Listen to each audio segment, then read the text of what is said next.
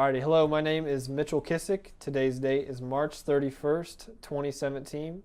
I am here on the campus of Ball State University in Muncie, Indiana. Today I'm interviewing Mr. Michael Blair as part of the Ball State University African American Alumni Oral History Project. Well, welcome Mr. Blair, and thank you so much for coming and being a part of this awesome project. First off, I guess, where were you born? Born in Chicago, raised on the South Side, and went to Thornwood High School, and played a little football there. Well, I'm gonna stop there because you probably got some more questions. Okay. Who were your parents? My parents. That's a great question.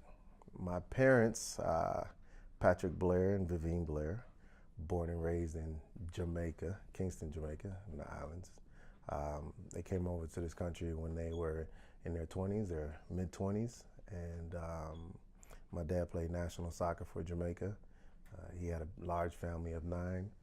My mom had a large family of 9. On my dad's side, so there's 9 of them, and 5 were national athletes. That's amazing. Yeah, so there was 5 boys, 4 girls, and then 4 boys were national athletes, and 1 girl was a national athlete. So it kind of runs in the family then. So the pedigree is thick, right? Yeah, so. Did they ever speak about what life was like in Jamaica? Oh yeah, every time we went to visit. I remember, growing up, and my mom said I went over there at the age of 3 weeks old. There's 4 in the family, so there's 3 boys and 1 girl. I have 2 brothers and 1 sister. And we would go to Jamaica all the time at a young age and go over there during the summertime when school was going on, so we wouldn't miss school and things like that. And I got to see what it was like. My dad would say, hey, this is where I was raised. I came over to the U.S. so we wouldn't have to go through these things. And in my head, I was like, you know what? Yeah, like now I get to see, as I got older, I got to saw what poverty looks like and what I don't want it to be in when I come over to the U.S., And so, but not all of Jamaica is like that, right? So you have the people who have money and people who don't have money. But in my parents' case, they came from what we would hold as standard as poverty, but ironically to them, it wasn't poverty, right? Because they was living, they was enjoying, and they was making do. And, they tell the stories of, we had 5 and 6, 6 of us stayed in one room and we sleeping head to toe. And so when they tell us those experiences and you sit in front of them and it's like, yeah, if you can survive that, then why can't I survive that? So, yeah. Can you maybe give like a couple examples of what you mean by they grew up in a poverty situation? Or, let me see. Or at least what we would consider poverty in the United States? Well, one house with 10 2 rooms. Yeah. And you're using a curtain divider to section off the rooms. And then I want to go back to something you mentioned. You said 3 brothers and 1 sister, right? Yeah, 2 brothers. 2 brothers, okay. And 1 sister, yeah. What are your siblings' names? My siblings. So we'll go with my oldest brother, Patrick Blair, Jr., and then my sister, Jelaine Blair, and then my other brother, Cornell Blair, and then it's me. I'm the youngest of 4. Okay. Some people say baby. The baby of the family. I'll be the baby, no problem. Okay. I'm the biggest, though. So you grew up on the south side of Chicago. What was that like? Like, what were some places you hung out? Well, born and raised in Chicago. Okay. They call it the Wild Hundreds on 103rd and Crandon. And then we moved out to the south suburbs right before middle school, high school, and then, going into high school was already in the south suburbs. But growing up in Chicago was fun, to tell you the truth. I mean, we lived right across the street from a park. So it was waking up in the morning and going across the street to go play in the park. We had basketball over there. We used to play pickup football games, and all that kind of stuff. We used to play blocks against blocks. You guys do that out here? Play blocks against blocks. I lived on Crandon. So it'd be a Crandon against Ellis or Crandon against Jeffrey Manor, and we'll, like 7 of us, 10 of us, we would walk with our football go to the next block and play that block. And So like street block against street block. Street block against Okay. street block. Yeah, that's interesting. Yeah. So you hung out at the park. Was there any place else in particular, like as a young child, that you spent a lot of time, or was it mainly just at home and at the park and then playing Home and football? park. Couldn't cross the street, remember? Okay. Yeah. So that's the rules. Can't go across the street. Right. All right. So where I lived, in the back was the park. Mm-hmm. So when you walk out the back, the alley was right there. You hop the fence, or you could go around. But being a young, athletic kid, I'm not trying to walk around, which is like 10 feet away, right? I'm trying to hop the fence every time. Right. So I even hopped the fence and got stuck up there. So. So what did your parents do for a living in Chicago? My dad was a steel worker. He worked in the Acme Steel Company, and mom was a what would they call it? Stay-at-home mom slash helper. She would go and help clean houses and things like that. Yeah. Is there any one person, and it could be your parents, from your early years that really stands out to you as being like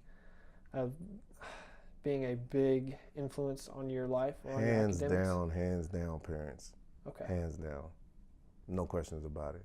I mean, they were there from day one, and here from day 42 years and plus days. My dad, he passed away when I was in college, so here at Ball State. So he was very instrumental in doing a lot of things, So it's when he came to this country, him and my mom, my dad came to play association football. In the U.S. we call it soccer, right? Mm. You know why they call it soccer? Why is that? Real quick, it's because it's from the word association. And so when it migrated to the U.S., instead of them saying association, they took off the A and S, took off the T-I-O-N, added ER to it, and then you have the slang soccer. So that's why you call it soccer.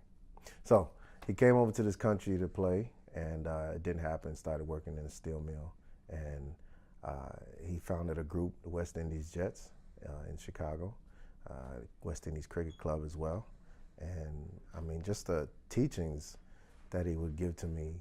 I would play all the time, and he'll be fixing something and ask me to go give me the Phillips, and I would go and bring the wrong thing, and I'd just give it to him and run off to go play again. And he would sit me down, and he's like, you have to remember there's a time and a place for everything. So he would be always giving me this back pocket information, to kind of settle me down and slow me down, because all I wanted to do was just run up the wall or catch a ball or throw it or whatever, things of that nature. So I mean, his wisdom, his philosophy, his patience, his everything was just candid for every perfect moment. I remember being on the north side with him, and we wanted to get something to eat, at a soccer game, and wanted to get something to eat. And we went to the guy, and he spoke Spanish to him. And my eyes were like, you know Spanish? And he was like, oh, I just know a little bit. Very humble, and he used to tell me all the time, humblest calf gets the most milk. It's all these little sayings that he would throw at me, which were straight out of the Bible, because he was an altar boy as well. And so I was like, I just thought he was the best.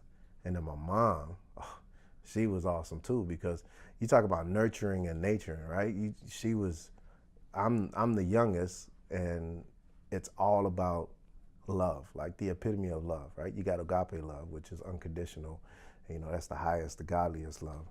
And I felt like that was there at all times, And even when I was growing up, they used to say, you can do anything that you want to do. My dad used to say, you can go anywhere that you want to go. You just you have to know how to move like the people that you are around. And I took that, and I was like, yeah, I do, I can, and I will, And my mom was, anything that you want, you can go and get it. So you're always getting this balance, Living in a house with two families, with a mom and a dad, you get to see everything. You get to see when people have an argument, how they make up. You get to see how two people work together. You get to see how when one person is off working and the other one's at home taking care of the family. You get to see from the male side of it when he's at home taking care of the family. You get to see it how where everybody's working together when they have to take the family. So it's like all these little facets that I was blessed to be around because you have both your mom and your dad. So when my dad passed, it was, even today, it's 20 years and I still get emotional, because it's just heavy like that, Yeah, that's completely understandable. Yeah. It really sounds like you had a very strong family and a strong family bond between your brothers and you, Yeah. and your siblings and you and your parents. Mm-hmm. You mentioned that your father was an altar boy. Was that in Jamaica? Yeah. Okay. Yeah, and he spoke Latin too. Really? Yeah, and I was like, what is it can you not do? That's what I would say in my head, but it didn't matter. We would sit in the car and I would, I'd look out the window and look at the stars and I'd ask 1,000 questions and he would answer every one of them. And the ones that he didn't answer, he would say, well, we don't know it right now, but we're gonna look it up and we'll find out what it is later. So, in my head, there's never a moment where you're not gonna have the answer. It's just a matter of time before you find the answer.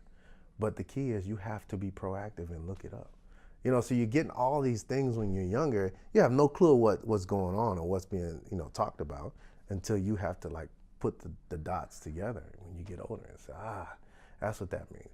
It's back pocket information, So in retrospect, your Yeah. father really, especially passed on a lot of words of wisdom to you growing up. Mm-hmm. Yeah. Would you say that you still live by those words? And Absolutely, 100%. It's like, it's so I feel him out all the time, right? So he's here, he's there. If I have a question, he's like tap me on my shoulder and give me an answer, and like, what would he do, Right. So, and it's all in the spirit, right? So everybody's just a shell of some form of spirit, and without getting, religious or spiritual, everybody, God blew his breath into every man. So in actuality, everybody's godly.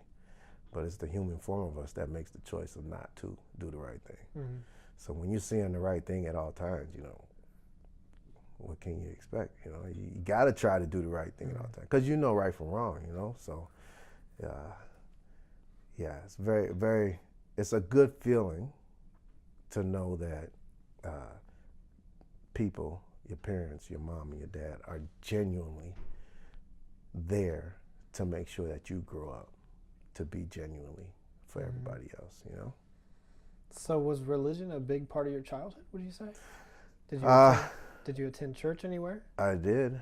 The Catholic Church. My uncle was an ordained priest out of Jamaica, and my dad was an altar boy. Mom, heavily Catholic. Well, she converted over, I think. What was she? I can't remember where she was before she got married to my father. But yeah, I mean, the rules and the regulations and how you walk and the parables and and all that stuff. It's a guideline, right? So, yeah. Do you remember the name of the church you attended as a child? Our Lady Gate of Heaven. And was that on in the south side? Yeah. South Side Chicago? Yeah. Was your uncle a minister in the United States or was he in Jamaica? Jamaica, and then he came over to the U.S. Yeah. Now, on your website, 9010, which we'll come to in a minute, you mentioned that your father, as well as your uncles, as you've mentioned, they played for the Jamaican national football or soccer team. Mm-hmm. What were your uncles' names? You had Blair, Maurice Blair. I keep calling my other uncle by his Howard Blair. He's Tony Blair. And then Banky Blue, Uncle Blue, Miguel Blair, and then Uncle Georgie Blair. Mm-hmm. Yeah. But the ones that played, Carcel, Maurice, Uncle Blue, and my father. Mm-hmm. Yeah. And then Aunt Pauline, she was the other athlete. And what sport did she play? Soccer. Soccer as well. Yeah. Now, was the Jamaican national team comparable to, say, like an Olympic team, or was it more of like they traveled around the Caribbean and played other teams. Best of the best, right? So In comparable the to '60s, the best of the Olympics, best. Yeah. And he was the captain as well. Your father was? Yeah. Wow. Yeah. Best Now, of on the your best. sorry to interrupt you. On your mother's side, also on the 9010 website, your website, you mentioned that your uncle on your mother's side attended a Dudley college. Adams, yeah. Yeah. Yeah. Can you tell me a little bit about him? Was he the minister? He's He's an ordained priest in the Catholic Church, and then he was another philosophical, giving words of wisdom and giving enlightenment, and you have all these questions, and they just kind of they put it all out on the table, and at the end of the day, you still have to make the choice, right? But they're just gonna, okay, here's your spread, no, I was just saying, here's your spread, and then you still have to make the choice. But now, instead of you making the choice out of ignorance, you're gonna make an educated choice now, because you have answers to your questions, and now they're thoughtful decisions. You're not just making, knee-jerk reaction decisions. You're gonna put thought to it because you're more aware of what else is going on. Yeah. And would you say that when your uncle and your father bestowed words of wisdom upon you, did that click right away, or was it something that growing up, say when you went to high school or college or afterwards, that it kind of came together and you?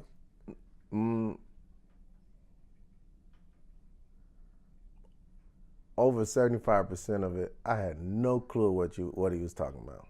No clue. I just took it in because Dad said something. Yes, sir. You know what I mean? Like in my head, okay, not gonna do it.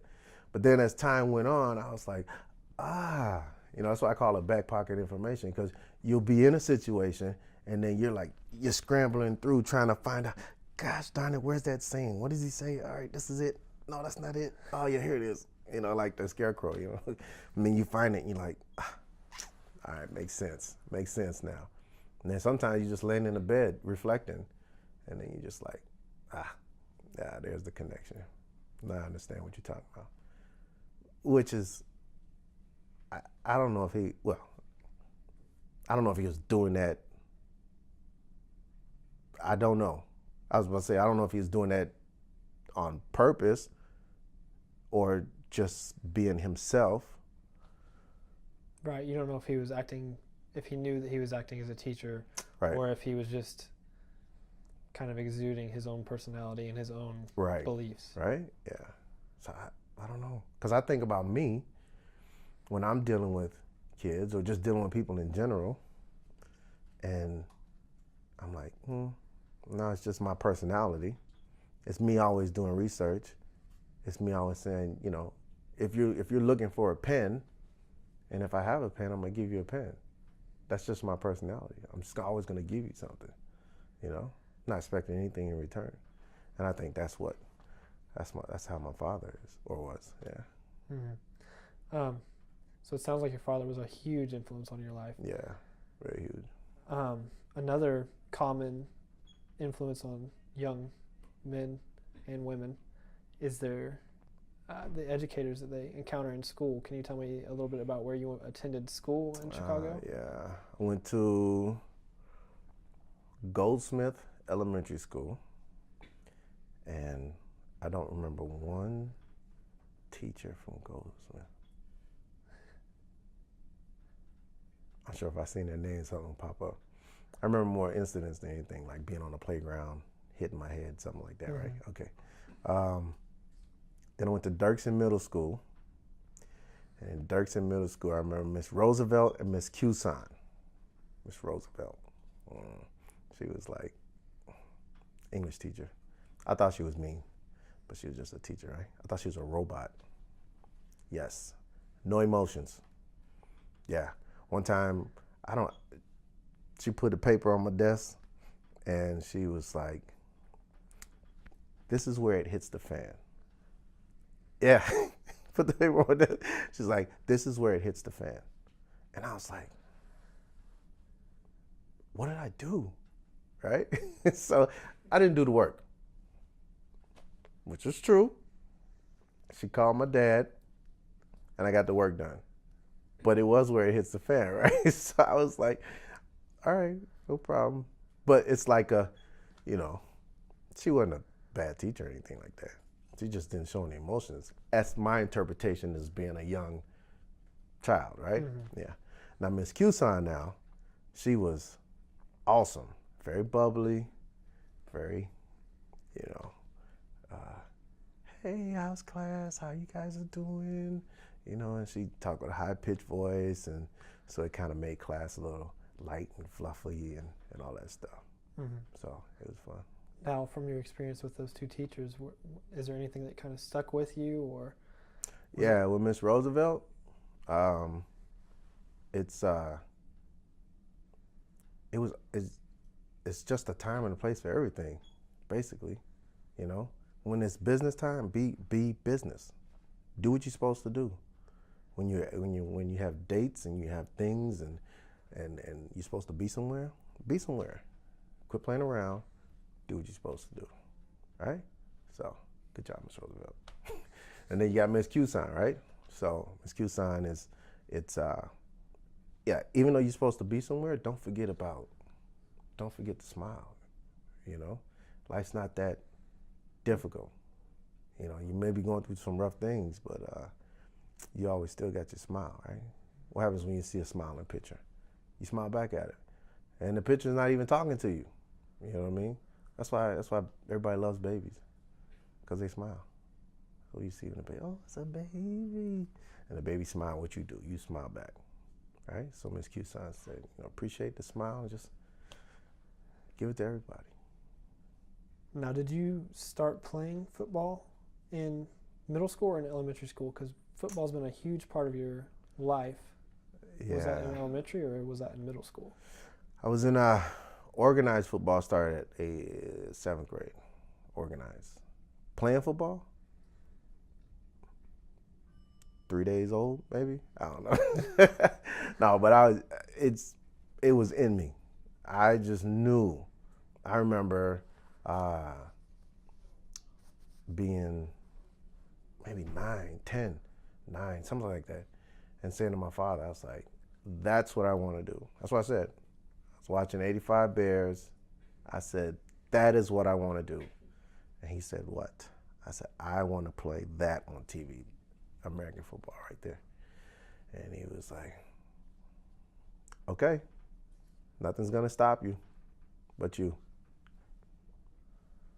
Another thing, right? Back pocket information. Okay, Dad, whatever that means, but sure, I'm going to play football. And sure enough, it didn't stop. Played street ball. You ever played street ball before? What kind of street ball you play? Where you just on the grass, right? No, street ball, where it's the street. You got cars in the way, and then you got to stop the game because there's another car coming by. That's street ball, right? And in street ball, on concrete, tackle.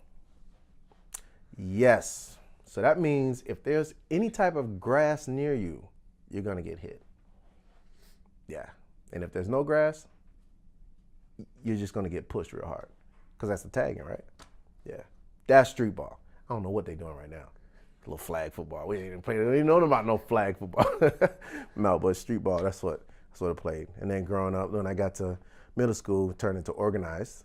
And then went from organized to, higher level ball. Mm-hmm. I guess that's organized as well, but yeah, from the streets to organized. Mm-hmm. Was the organized football at first, was that just like a club ball or was it for the school? No, Dalton Bears football. Yeah, Dalton Bears football. Green and gold. That was the first colors I wore in a football uniform. Green and gold. Yeah. It's ironic, right? Right. The Bears, but we're in green and gold. And then Thornwood High School came next. And we're blue and gold, Thunderbirds. And then Ball State University. Right. We were Cardinal and white. And then my first NFL team was actually, the Chiefs. Is they Cardinal and white or are they red and white? I guess they're red and white, yeah? So red and white. But then the first NFL team that I stuck to goes back to the green and gold. Packers, right? The Packers, yeah. We can come back to that here in a second, but let's talk about Thornwood High School. Yes. Thornwood. What can I say about Thornwood? It's the foundation. That's where it was laid, right?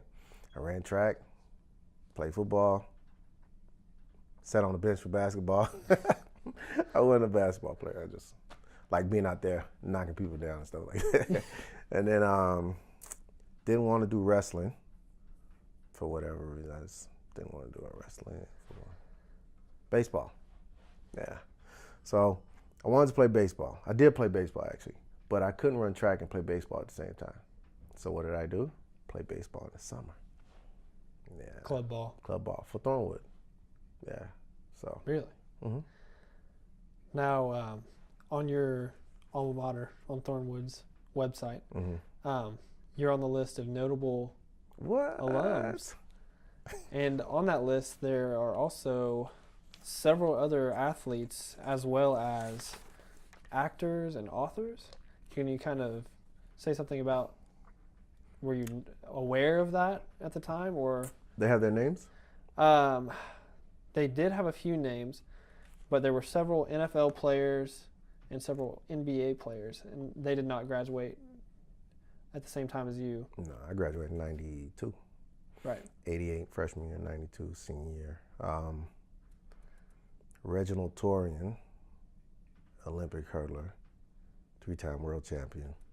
He's actually my VP, executive VP on my brand, 9010 Sports. Yeah, he's notable. Jason Weaver, an actor.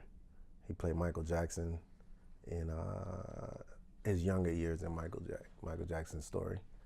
Who else? I don't remember who else. There's a whole, we used to be called Hollywood High. So there's a lot of them. I just don't, you got Curry, not Curry. Yeah, Curry, basketball. And then there may be some others, but I don't know their names. Get the list, man. Were you aware of going to Thornwood? Were you aware that there were so many people that ended up going to professional sports or say professional acting? You weren't aware of that? Nah. Well, in your case, it's turned out that you're both, right? Yeah, I did some acting. Yeah. Right. I was in We Are Marshall. Mm-hmm. I was in the game We Are Marshall with Matthew McConaughey. The game plan with Dwayne "The Rock" Johnson. I was also a host for the Travel Channel, and I was in a play here in Muncie. Do you remember what the play was? I don't remember it. What was the play? I don't remember the name. My character was a football player who got a girl pregnant and left and went to college. Yeah, and so I had a little cameo. Stood up there. I think I said like 2 lines. Stood out there for maybe a minute. And that was my acting debut in Muncie theaters. Yeah. Now, in We Are Marshall, what was your character's name? Do you remember? I made it up. His name was Buck Wood. Yes, from Texas. And how I got that name up. So I was a special ability extra, which gets paid more than an extra. An extra is the one that goes out there, stands in line for 300 hours, wait for makeup, get the makeup, goes to the set, and get $50 a day. I was a special ability extra. So I got all the perks. I got the food, behind the scenes, hurry up and wake up whatever time call time is. Everything that the actor gets, that's what we get. And so all the football scenes in We Are Marshall, a little movie magic. Yeah, I'm assuming that you played a football player in that movie. I did. We Are Marshall is a movie about the Marshall football team and the plane crash, right? Yes, and that was goosebump, hair raising when you really think about it. The whole staff, everybody, president, trainers, coaches, players, everybody. So the players that were left were the ones who were hurt, who were freshmen, and guys that they went to other sports and got these players from. And so when I was on the Marshall gear, I'm standing there, and I see McConaughey, and I was like, he's method, right? So he's always like that. In between the cuts, he's staying in character. And I said, how do you do it? And he says, well, you got to think that you are representing someone. When somebody watches this film, they're going to look at that position and say, yes, that guy was who they saw, or I can't believe that they're just putting people in that position. And so it gave me a whole different perspective on why I was out there and what I was doing. And even if I was in Marshall uniform one day and then turn around and I'm in, Eastern Kentucky uniform the next day, I still had to represent that position of whoever was there at that moment, at that time. And so when he told me that, that's when it clicked, and I said, okay, well, the only way that I'm going to get connected is I have to give this character a name. You see it in the movie. He talks about, hey, let's get some names on these guys' helmets so we can know who we're talking about. Well, I think Wood was on my helmet, and I was like, wow, who is this guy? It's like, he's Buck Wood from Texas. And then McConaughey was like, Texas? It's like, because that's where he's from. I think it's Browns, somewhere south, close to the water, right? Mm. And we got to talking about that, and he was like, yeah, and he's from this part of Texas, and I was like, yeah. And he was like, well, so why are you here? And then I just made up a story right on the spot, like, what happened was his father went to school here, but he didn't know his father. Didn't know. His father left early, so he got raised by his mom, and then he decides to go to Marshall, and then finds out that his father actually played in the 20s, whatever, early 70s, whatever. And then he walked on for that reason, because of trying to continue the legacy of a man that he doesn't even know.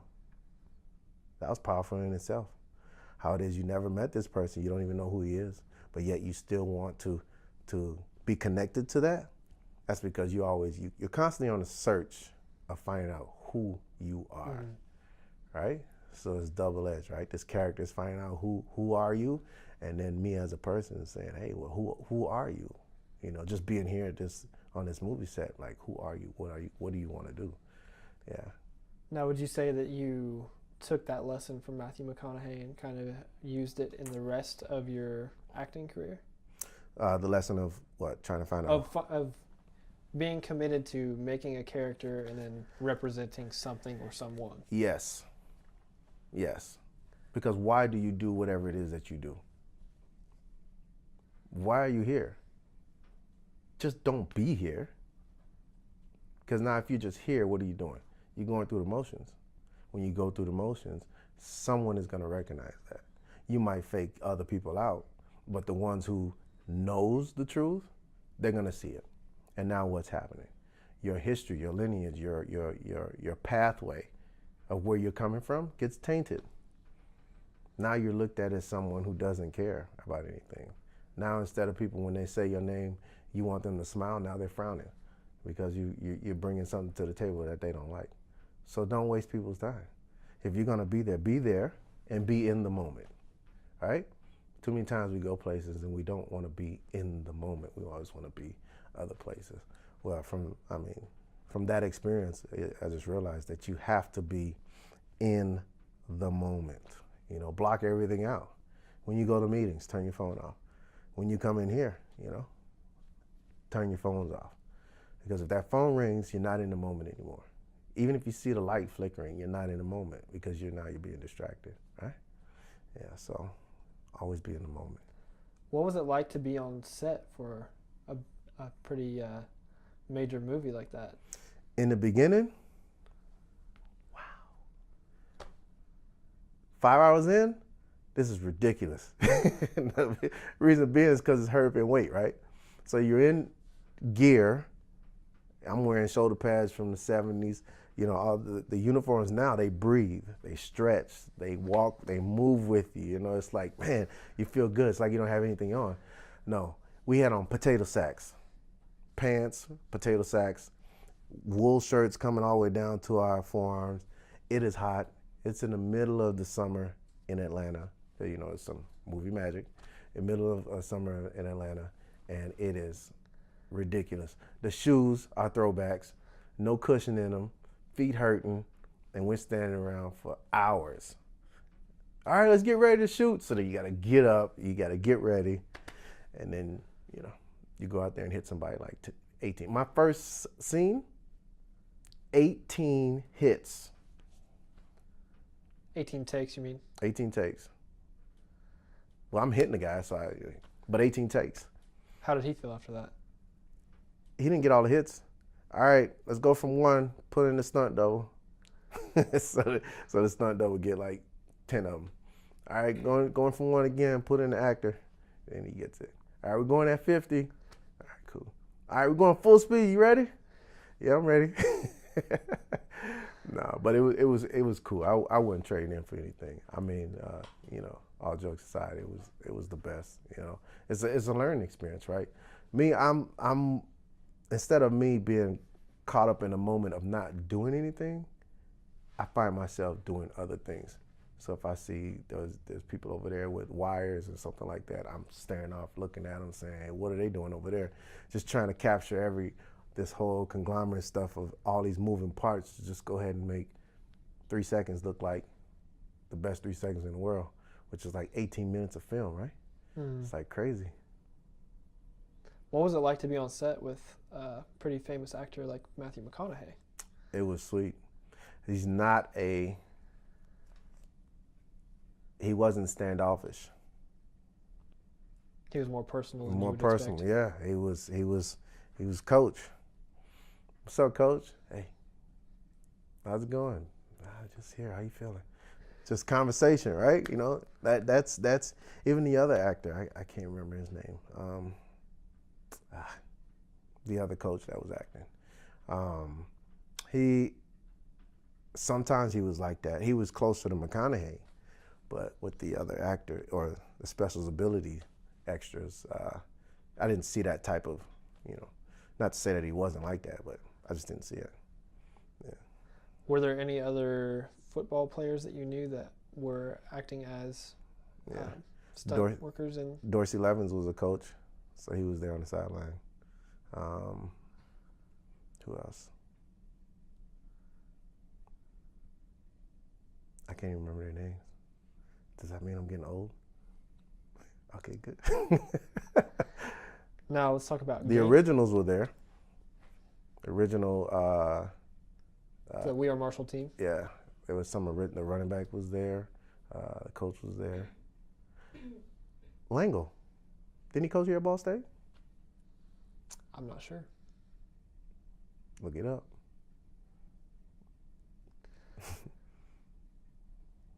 Was there any one experience besides your Matthew McConaughey experience with We Are Marshall that stuck with you after that? Did that movie lead into, per se, going and playing in the game playing with Rock Johnson? Okay, so I'm going to talk about the moment first, right? Okay. There was a scene where, I wish I could remember his name, where the other coach, the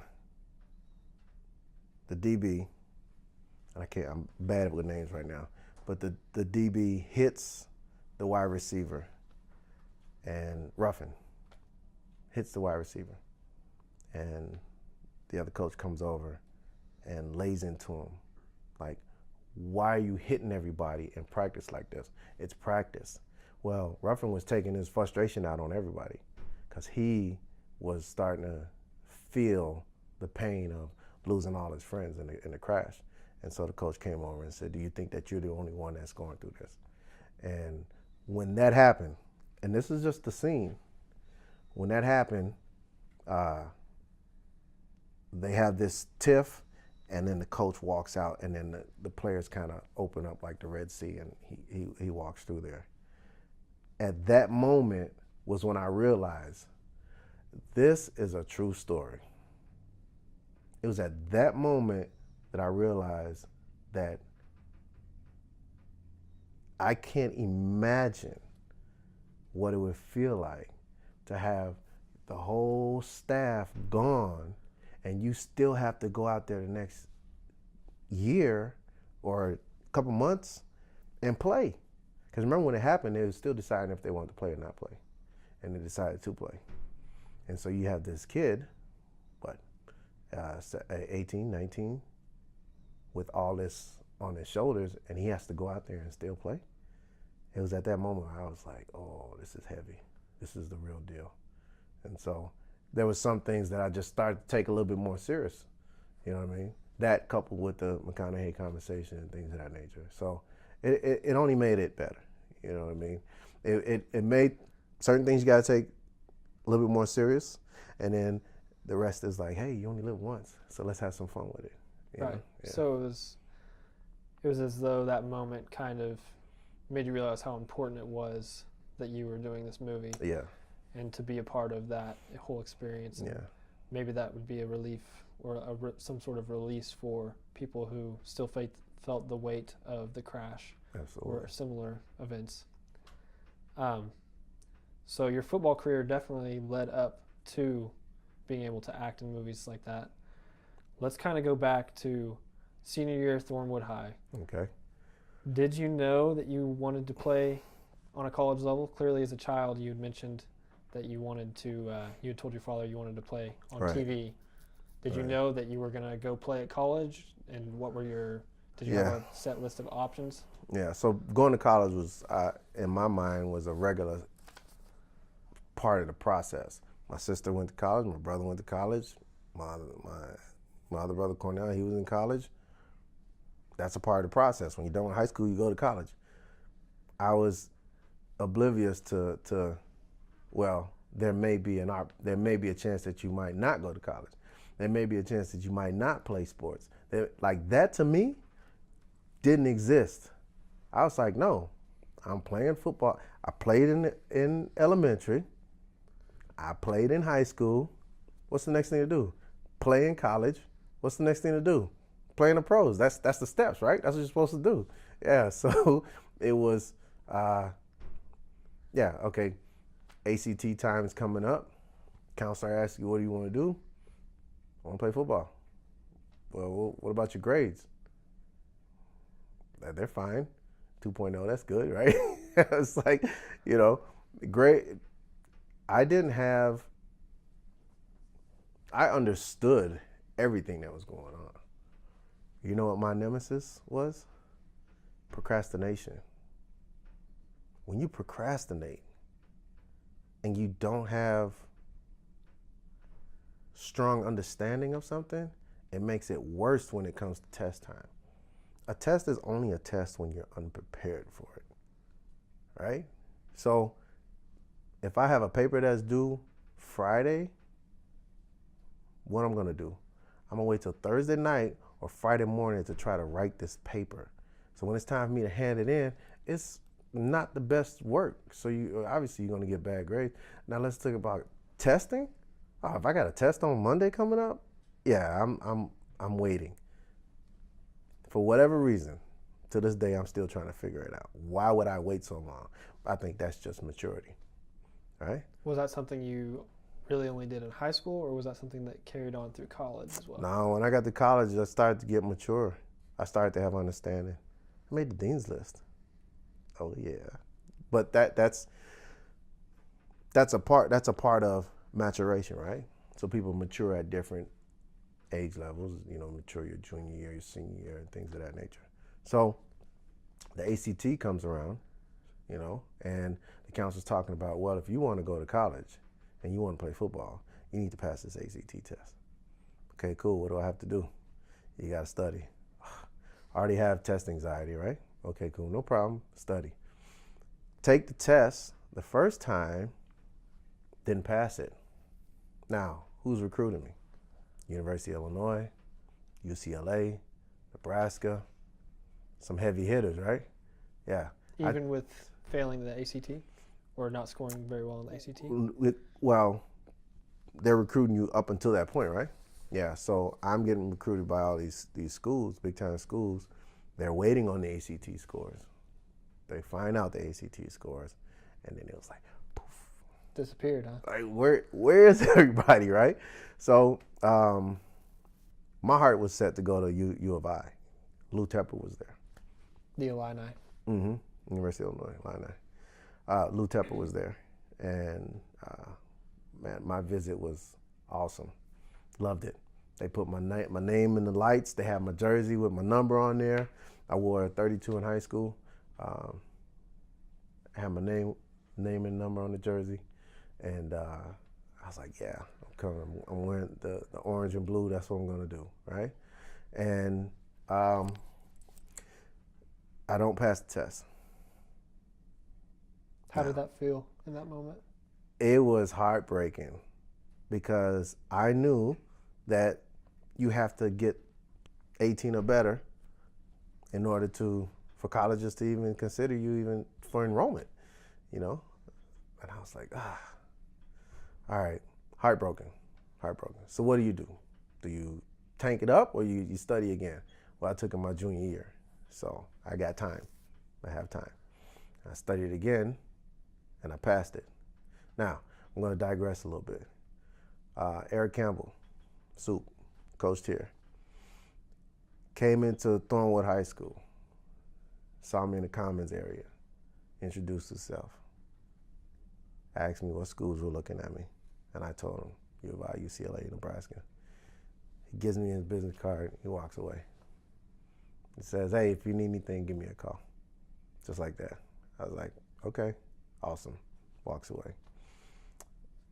Take the test, fast forward. Schools are nowhere to be found. Lou Tepper, recruiting me, calls Ball State, calls Paul Shadell. Hey, coach, what's up? How you doing? I don't know what the conversation is, but I think this is how in my head it went, right? Hey, Paul, hey, Lou, how's it going? You know, they're friends. And then, so Coach Tepp tells Coach Shadell about me.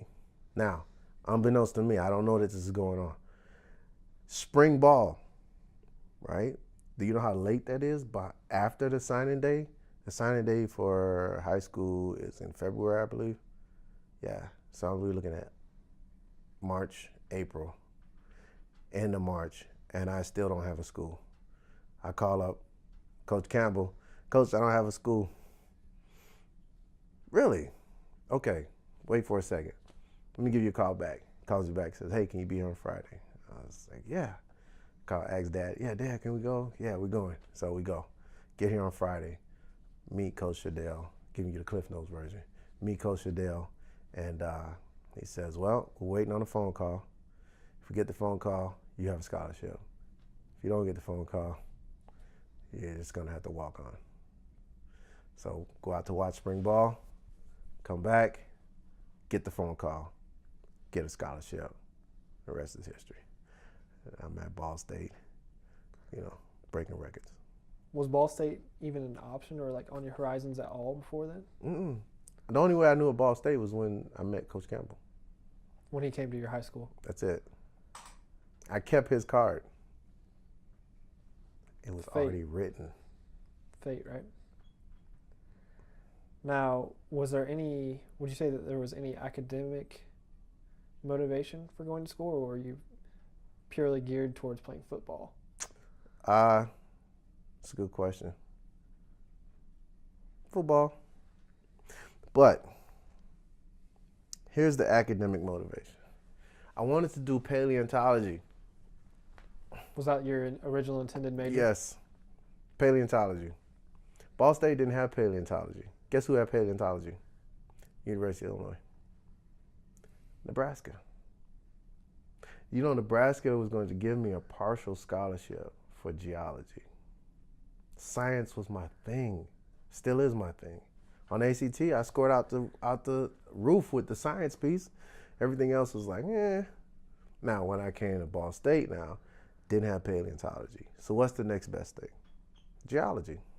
So I went to the geology department, started my geology up, and I was like, yeah, this is, I like this. This will work. Got to a class called geomorphology. Yeah, that's when I realized that geology is nothing more than a hobby. So I was like, all right, study of land evolutions. The math in there was crazy. It's like paragraphs, books.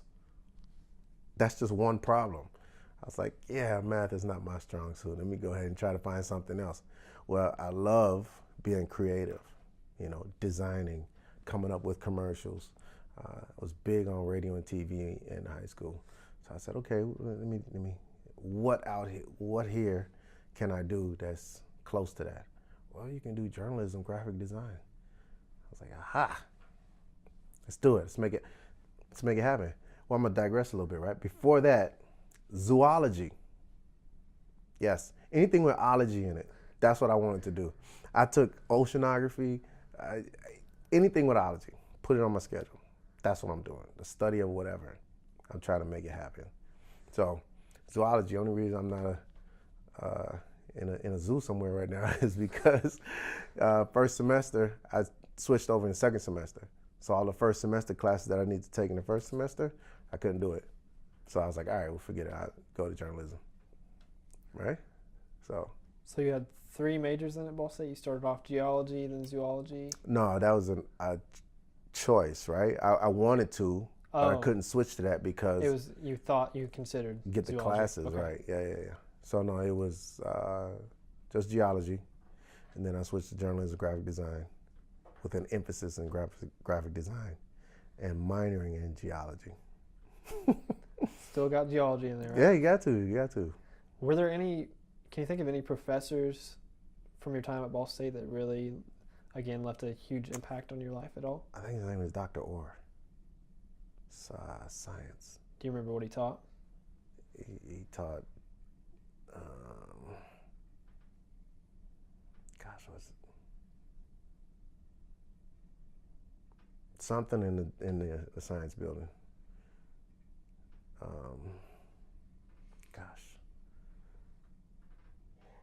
I can't remember, but I used to go to him for everything. Matter of fact, I went to him and I was like, my dad's in the hospital. I think I need to go home. And he said, are you asking me or telling me? I was like, I'm not sure. He said, well, you already had the answer. I was like, all right, I'll see you tomorrow. All right, not tomorrow. I was like, I'll see you in a week. And I left. I used to just go to him, ask him questions all the time. So I'm like this philosophical when I reflect and look at it.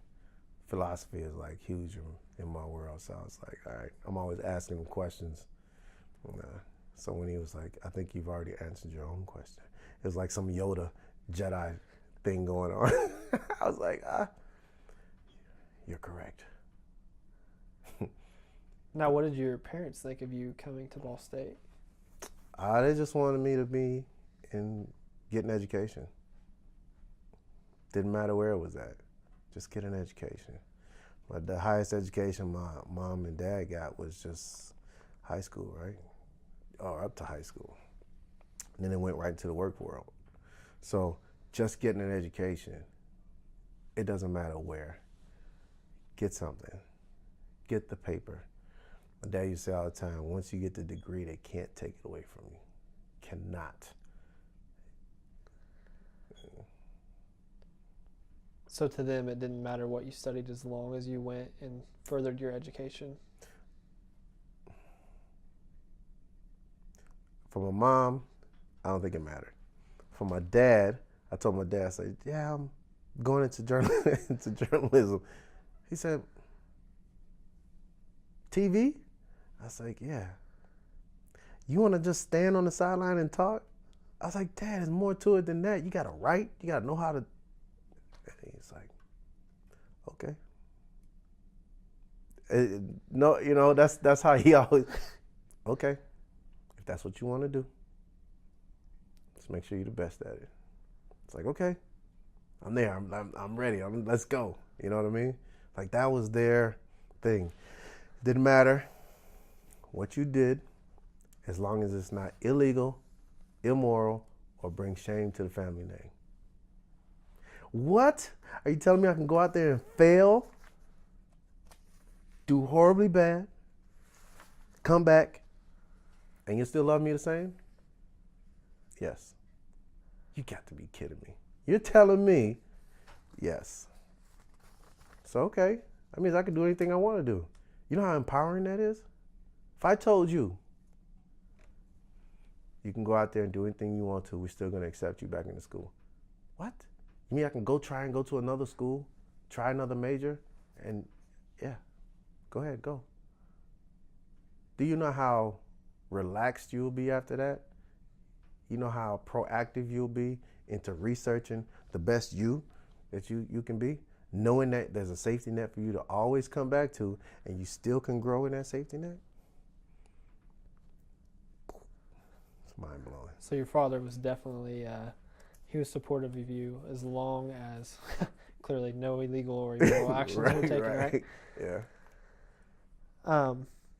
You're mentioned many countless times in the Ball State Daily News for your football career. Oh yeah? How many? Is there a number? It doesn't matter. Well, in the 7th November 1994 edition of the Ball State Daily News, you are pictured, I think twice actually, from a game against the Miami of Ohio, in a game where you had 128 yards on 27 carries, which was more than you'd had in any other, like total from the 4 previous games that season. Do you remember this game at all? Miami, the Ohio. quarterback was Matt Knisley? Nicely? Knisley? Yeah. It was at home? I believe it might have been away. The Ball State lost. Oh, yes. 24-21, but because of you, they came back from a 17-7 deficit. Yes, I think so. That was, what year? 94, correct? That was November 94. Yes, I remember. Scored a couple touchdowns, yes. One was over the top. That's when I had a mirrored visor. Yeah, that was a good game. How did it feel to be a part of a team like Ball State, one that maybe not necessarily was as big as, say, an Alabama or an Illini team, but one that could grow and be successful in its own ways? It's, so you say that not as big as an Alabama or an Illini, right? Right? But to whose pond? Right? So if you're here and it's big, it's big. And that's what people gotta, you can't short sell yourself. And that's what a lot of people do. Well, we're gonna compare ourselves to Oklahoma. We're gonna compare ourselves. You cannot do that. Everybody's history is their own history, and everybody is big in their own pond, right? So to me, I'm at an Alabama, right? Right. I'm playing ball just like they're playing ball. I'm scoring touchdowns just like they're scoring touchdowns. We got people in the stands just like they got people in the stands. Now, granted, now realistically, they got 100 and plus, and we probably have 100, right? But so what, right? At the end of the day, we're still doing what we love to do, you know? So it was always for the love of the game. Right. That's what it comes down to, for the love of the game. And if I'm out here playing ball with Nicely, if I'm out here playing ball with New, the head coach now, you know, it's what we grew up on. It's what we envisioned. It's what, when we were in the playground, what did your imagination do for you? You were on the playground by yourself, but your imagination puts you in a stadium with 100,000. What's the difference? Right. There's no difference. As long as you're playing the game that you love to play, right? Yeah. How did it feel in moments like this, though, to be able to do that and score for the team? Oh, it felt great. You know, it felt great. You can't get no more cliches than this one's for the giver, right? You can't, you know, it's like at the end of the day, your successes are nothing alone. You're nothing alone. I'll tell you a story. As a kid, I'm coaching freshman football, right? This kid feels like that he's the best athlete on the team. Sure, you are. This kid feels like that he should be treated higher than everybody else. Absolutely not. So what do? I tell him, take the ball, go to the middle of the field, put the ball down. I put 11 guys on the other side. I say, kick the ball to the 11. He's like, Coach, who's going to come out here and you're the best athlete, right? I want you to go out there. You're going to avoid everybody. You're going to make the tackle. All right, forget it. 11, get off. Put the ball down. Snap the ball to yourself. Can't do it. All right, you know what? I'll get a center for you. Put a center out there. Snap it to him. Throw it to yourself. You can't do it. So no matter how successful you think you are not successful by yourself. You're not. You need someone. You need. Not that you want them, but you need. You cannot be successful in this world by yourself. So that success right there, I wouldn't have scored if there's no offensive line. So Thank you for the offensive line that I had, right? I wouldn't have scored if Nicely wouldn't have gave me the ball. So thank you for that. I wouldn't have scored if the coach wouldn't have called in the play, right? Mm-hmm. So, yeah. But because I did get the ball and because I did score, we all smile. Right. I'm sure that was a great feeling as a team. Great feeling. Yeah. Yeah. Team effort, definitely. Absolutely. To score and to do well. Absolutely. Now, that story you just told, was that at Thornwood? That's at Thornwood. Thornwood, when you coached there? Mm-hmm. And you also coached at Nile West High School, right? Niles West, that's correct. Okay. Coached at a number of schools. Really? Yeah. Otsego High School in Michigan. Yeah. I did sophomore football out there. That's when I was in arena football. Really? Yeah, Grand Rapids.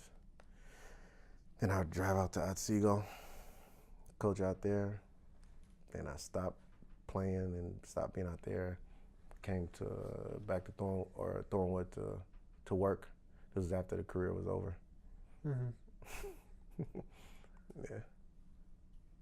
Do you feel in a moment like that, when you were giving that player a lesson, do you feel as though that was your father kind of coming through you? Absolutely. Absolutely. Always given life lessons through experience. Mm-hmm. Using analogies. Right. You know. Now, again, from the Daily News, there's an article from the 20th of April, 1995.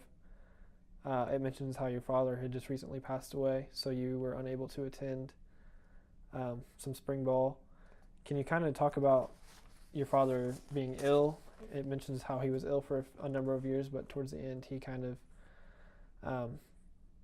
he died, or pardon me. Yeah. He got ill very rapidly at the end, and then. Well, he was my freshman year. He had leukemia. Mm-hmm. And freshman year of college. Yes, so he was diagnosed my freshman year, but they didn't tell me because he didn't want. Mm-hmm. He didn't want it to affect you at all. Right, to affect me at all. So mm-hmm. He got diagnosed my freshman year, and then sophomore year went by, and then junior year, that's when it got worse. Mm-hmm.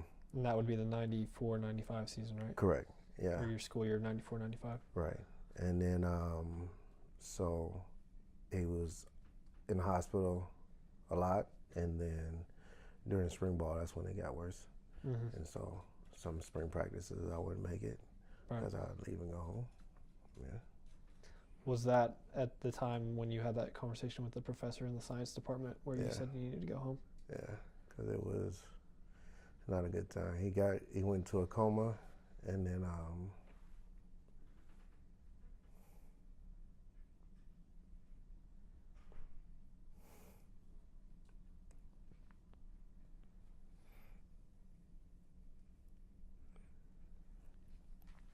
he went into a coma. Mm-hmm.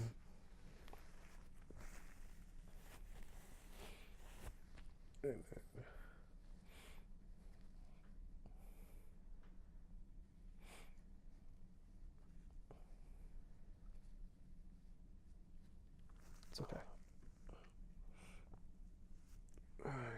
He went into a coma, and then my mom called and said that your father's in a coma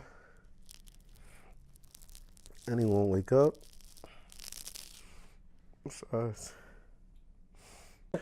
was like, my mom took the phone and she said, Chris is what my middle name, so they just call me Chris. I said,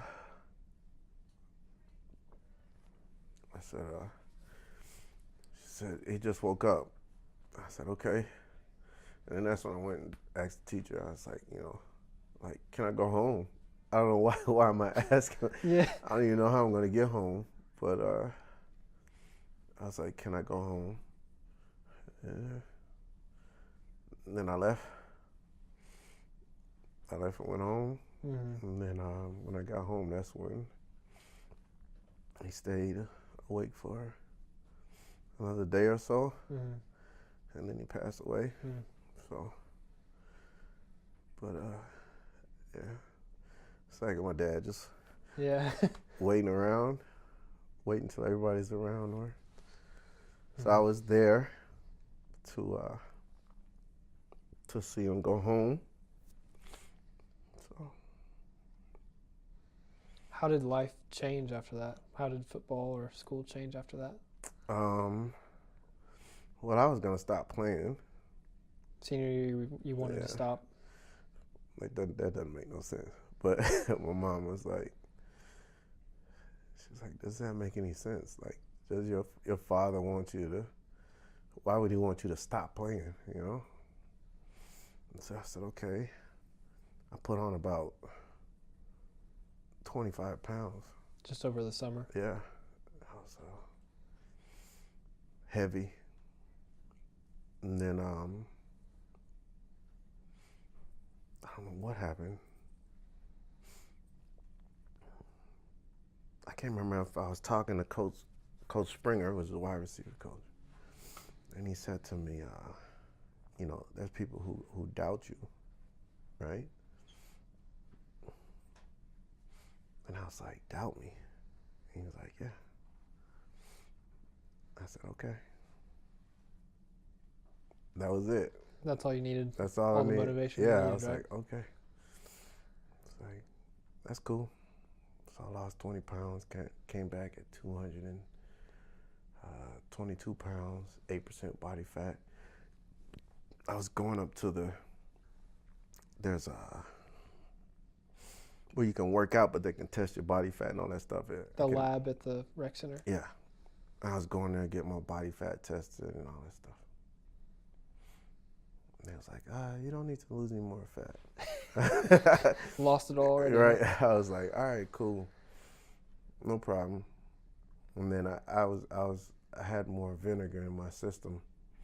You know what I mean? It's like I got to prove something now. Right. And so I did that, and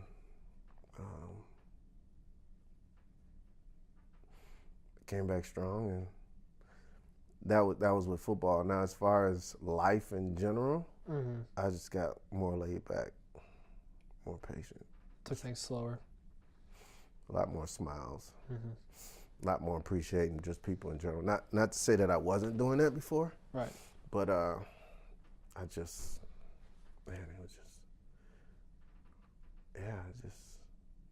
if something happened, I'm not overreacting. It's a part of life, you know what I mean? Right. People make decisions.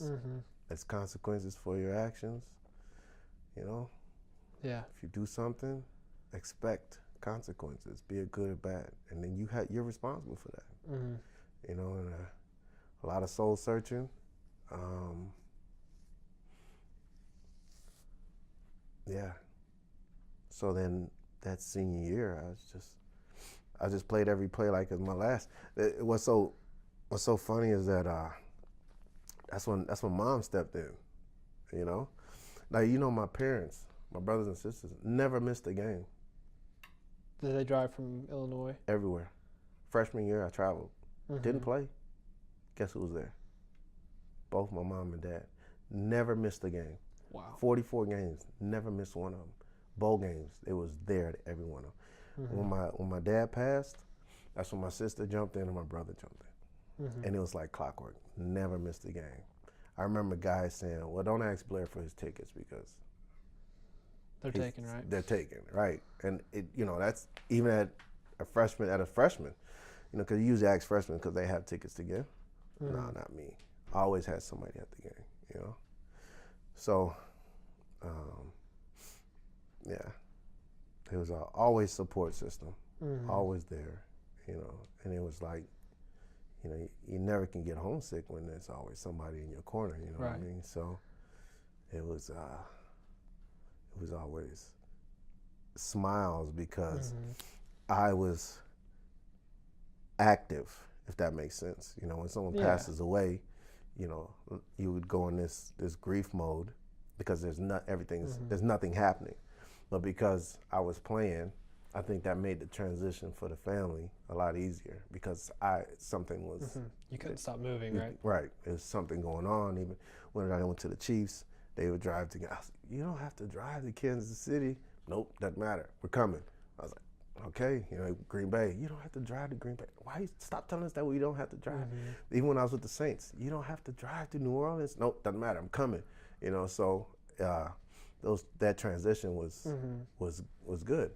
Now, I didn't, as far as mourning for my father, that didn't happen immediately because I had to, being the youngest of the family, I actually became the oldest of the family, if that makes sense. Like, really? Yeah. Kind of took on more of the responsibility. Yeah. I don't know if that was because I was around and, my brothers and sisters, they're there. But in my head, I was processing that as I'm doing more. And so I have to be here. I have to do here. I have to make sure mom is good. I have to make sure my sister's good. Got to make sure my brothers are good. Talking, conversation, make sure that make sure I'm kind of became the caretaker, right? Right. Being active and things like that. And so I didn't get a chance to mourn. I'm 42 years old, right? I didn't start crying until I got to like 35. Really? Yeah. Wow. Yeah, because I was so busy trying to make sure, mom's is happy. And then it wasn't, 35, 36, I just started feeling like, holy moly, where is, like I know where my father is, but like, where is he? Yeah, what happened to that? Yeah, right? So it's like, you're 19, 20. You'd have been about 20, right? 1994? Yeah. Or did he passed in 95? 95, so that's like... So you've been 20. Yeah. So I'm a young 20, right? So November is my birthday, 26. So 15 plus years, and you don't really get a chance to mourn like how you should. And then it just, boom. Like I can't even go without talking about them before I start crying, especially when I'm telling my story about bobsled and where I'm coming from to where I'm going and why I'm doing certain things of that nature. It gets very difficult. Like I always got to stop now. Before I could just power through it, but now it's like, let me get it out of my system, which is okay. Now, did his passing influence you running track your senior year at Ball State, because you only ran track in 1996, your spring of senior year? Correct. So I ran track everybody in my family is fast. Really? Except for me. That Jamaican thing, right? Yeah. So, except for me, right? So I'm like I'm the runt of the litter. So I'm the biggest, I'm the tallest in my immediate family. I have uncles on my mom's side, the Adams side, they're tall, right? So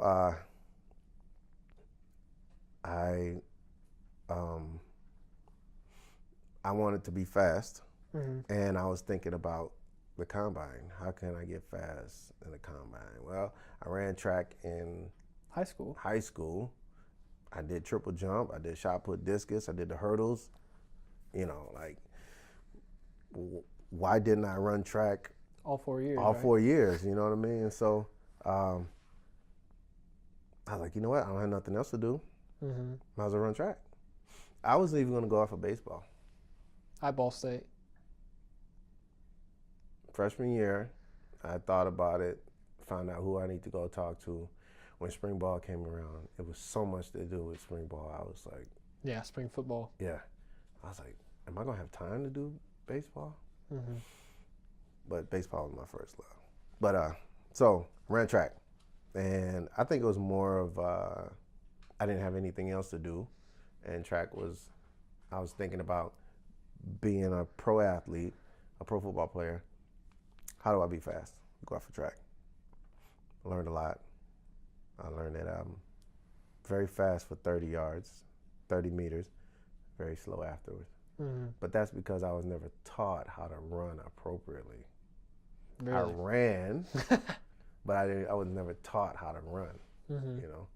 And this is me always reflecting, right? So the older every year that I get older, I reflect on a year, you know, always reflecting back and saying, all right, what's going on? Yeah. So I'm USA TF, USA Track and Field Level 2 certified, right? Mm-hmm. So now all these things that I'm learning about track and field, I'm like, nobody ever taught me this. It wasn't, I mean, I'm not saying it nobody's wasn't fault around. or anything, right? Right, yeah. But great experience. I wouldn't trade in for nothing. Mm-hmm. Yeah. It's all part of the plan. Right. But you don't know the plan when you're doing it, right? Not till it's over. Right, exactly. Before we move on to the NFL, was there any time growing up through South Chicago or moving to Muncie or anything or playing for the Ball State football team, were there any times where you or anyone you know maybe faced discrimination in any way? At Ball State? At Ball State or in Southside Chicago or anywhere? Discrimination? Like discrimination or racism of any kind, you know? at Ball State? At Ball State. All the time. Really? But it's hidden in plain sight. Can you kind of elaborate on that? All right. Let me think.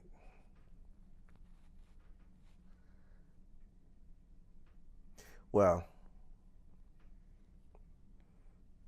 so what does that mean?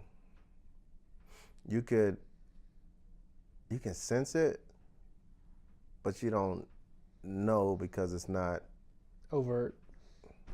It was kind of low key. Yeah. They used to always say, okay, don't go. Ah, man, where was it? I can't remember the road, but they would say, if you're driving, don't go on that road through Muncie to go anywhere because KKK Really? Central is down there. Don't go through there. Was it anywhere near downtown or anything? I didn't go.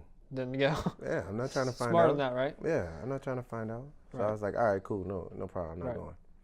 But, you know what I mean? And then Mhm. it was like, so, I mean, and there's just sometimes sitting in class and hearing teachers talk, Mhm. and then you ask yourself, was that a racist comment or was that fact? Meaning, is that not fact as in like, so if I tell you, hey, I seen this happen yesterday, Mhm. are you restating what you saw? Or was that a racist thing for you to say it again? I think I understand what you're saying. Yeah. So There was a kind of gray area where some of the professors may have been racist in a subversive way. Yeah. In the ways that they said things. Yeah. But when Did it ever come into teaching? In their lessons or anything, do you think? Mm-mm. No. It was just something personal for them that they couldn't let go of. Yeah. I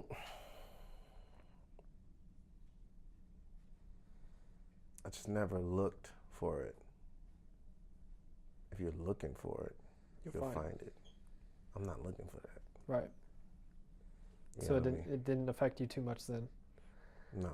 So it only applies to you when you're allowed to be allowed to be applicable. Only bothers you when you let it, right? Yeah, like I don't wake up in the morning and say, oh, okay, which teacher's gonna talk bad to me? Right. And as soon as you say something bad to me, oh, you racist. Right. Or you stop going to class because someone says something to you. Yeah, that's not my fabric, it's not my DNA. Listen, I know it's out there, I know it happens, and I know, You know, Mm-hmm. people have their issues. Right. But I don't go to sleep Thinking about it. thinking about it. 20 years ago, you know, remember, you're here, go to school, get your education.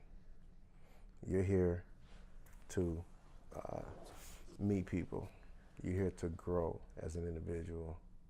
You know, teachers' colleges, that's where all the black students would congregate Mm-hmm. before you go to class, right? So, you know, there's black party, Greek parties, and then there's white Greek parties. So my question would be, why does all the white Greek why is there houses, large mansions of just the white Greeks? And then you go to the black fraternities and you like, this is somebody's house Mm-hmm. that you're saying, you dubbed it as the Q Yeah. house. Like, that to me, Right. what's that, institutional racism? Yep. That kind of brings up a point from the history of Ball State where in the 60s there was an issue where white landlords around Ball State would not lease out their houses to black students, or that they would lease out their worst houses to black students. And that's been recorded in several books, including Ball State and Interpretive History. See? But when I get here... It's more of a de facto racism, I guess is what it would be. Right. So when I get here and I get a place, I got a place. Mm-hmm. I don't blatantly see somebody saying, hey, you can't have this place because you're Right. black. Or raise the price on you or anything. Yeah. Like, you don't see that. Does it mean that it did not exist or it wasn't happening? Come on. Mm-hmm. But the experiences that I had, I just, you know, it wasn't there. Right. Yeah. Well, on a much lighter note, Yeah. you mentioned about living at Ball State. Can you remember the 4 places you lived the 4 years you were here? Oh, shoot. La Follette, that was freshman year. Mm-hmm. Garden Cartrell. Mm-hmm. and then Neuer, that's the one that's over here by, yeah. Shaped like an X. Yeah. Yeah. And then I moved off campus. Mm-hmm. Do you remember what streets you lived on then? In the woods, Rosewood, Glenwood. North of Bethel Avenue. Yeah. We lived on, I think it was Rosewood, and then we moved over to Glenwood, or vice versa. Mm-hmm. So as soon as we crossed Bethel, it's the first house right there behind the apartments. And then we moved on the next street over, which was 2 houses up. And I was like, yeah, we can walk to class. We can ride our bikes to class. Yeah, got my bike stolen. Really? Yeah. Jeff Phelps, outside linebacker. He didn't steal my bike. Jeff was our roommate, right? And it was me, Jeff Phelps, Raul Tobin, Mm-hmm. and then Howard Sims. Those were your roommates? Yeah, so it was always 3. The 3 of you guys? Yeah, so one year was Howard Sims, and then the following year Sims left, and then Phelps plugged in. Okay. Yeah, so he plugged in. So I always stay with, 2 other guys. Jeff took my bike, rode to class. Didn't lock it up. Didn't lock it up. It's like, Jeff, come on, man. But hey, it's gone. Mm-hmm. Water Nothing you in can the do, grave. right? Nothing I could do. I was like, all right, no worries. You know who sold me that bike? Corey Gilliard, safety. Got drafted by the Broncos. Really? Same year, yeah. He's like, I got a bike. I was like, yeah? I was like, let me get it. He's like, all right. Bought it. Like, I called my dad up. I was like, I got a bike. He was like, well, how much is it going to cost? I was like, I think $100, something like that. $100? I was like, yeah, $100. He's like, where you going to get the money from? Oh, come on, man. I need a bike, man. So he's like, all right, bought the bike. I think it was a Nishika. Nishika? I don't know. It was big. It was pretty. Mountain bike. Mm-hmm. Yes, it was all black. Then my roommate got a bike. Raul, he got a bike. Then he stripped the bike down and painted it gray. And I was like, how you do that? It's like, oh, it's easy. You just gotta melt the paint off. So we melted the paint off. We was in the garage, it was like a factory, melting the paint off, and then spray painted it gray, silver. I left the accents on the bike black. My bike was nice. I had reflectors all the way around. Same bike. So he had his bike, I had my bike. We rode those bikes to the party. Really? Oh yeah. Oh yeah. And all the people who laughed, they were still walking. Had to walk home. They huh? had to walk home. We rode our bikes. Yeah. Was that your main mode of transportation here? Absolutely. Till my senior year. My sister gave me her Z24, Okay. black, with silver at the bottom of it. Nice. That was my first ride. Yeah. That was nice. Do you remember, going back to living in the fall at Sure. Blair, do you remember who your roommates were? By any chance? Oh, killing me. I remember, not their names, but I remember them specifically. That whole wing. We had two guys across the hallway. They were awesome. Two white guys across the hallway. Got a black guy. Remember, 3% of color, right? So that means you're including everybody that has brown skin. I'm the only, it's me and another black guy on the floor. No, I think I was the only black guy on the floor. Really? But Freshman year? yeah, it was awesome. It was like we was a band of brothers. We used to do everything together. That's why, when you talk about those kind of things, it's like the generation, I don't know if we were shielded or, Just didn't care about it, or didn't notice it as much. Didn't maybe. notice it much, yeah. Those guys was cool. What kind of things did you guys do as a As a group? Yeah. Nothing. Just walked to class together. Walked to class, hung out, right? Yeah, hung out in the hallway of what do you call it? Of the dorm room, things like that. Most of my time was spent with the athletes, right? With the football players. Yeah. We go to practice, we come back, go eat, go to meetings. How much time would you say that you spent a week with the football team or practicing? I think it'd be easier to say how much time Did you not spend? So how many hours we sleep? You sleep 4 hours? In college you don't get no sleep, right? No. It's probably about 4 hours, 5 hours that I wasn't with them, and that was when I was sleeping. Per day? Because your roommate's a football player. Okay. It wasn't until I moved to Neuer, where I met Raul. He wasn't. He was just a civilian. Civilian. Yeah. He's a regular student, non-athlete, architecture. Then he changed his major to computer science. Right. Yeah, he's from Guyana. Cool. So I heard some reggae playing in the background. Oh, yeah? And, me being Jamaican. Jamaican. So born American, first generation American, right? Wow. And so I hear the music, and I'm like, who is playing some reggae music? Like I'm the authority, right? I'm like, who is this guy? What do you know about it? And then he opened up his mouth. I was like, oh, you're not from America. And sure enough, from Guyana.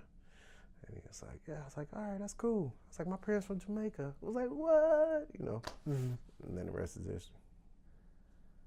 So, being with the football players all the time, did you share the common goal of playing pro, or were there some that were just there to play for college?